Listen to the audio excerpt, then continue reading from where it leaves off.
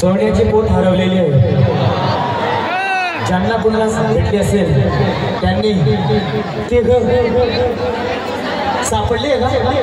सोन्याची पोट सापडलेली आहे। ज्यांची कोणाची हरवलेली असेल त्यांनी देव मामलेदार गाडीवर येऊन सोन्याची पोट